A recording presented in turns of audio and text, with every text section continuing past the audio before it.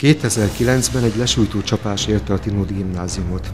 A 9C hadikódot viselő osztag berobbant a köztudatba. Innentől kezdetét vette a 4 éves háború. 2 egységre szakadt az osztály.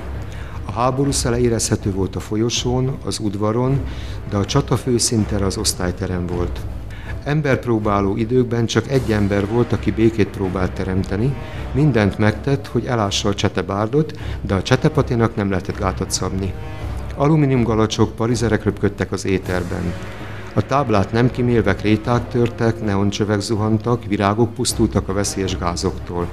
A tábornokok idegszálai pattanásig feszültek, sajnos nem bírtak az újoncokkal. A végzetes pusztítást meg kellett állítani, de a kezdeti próbálkozások kudarcba fulladtak. A harcok világméretűvé duzzadtak és kinőtték az iskolát, ezért eljött az idő, hogy a béke fehér zászlaját végre fellobogtassuk.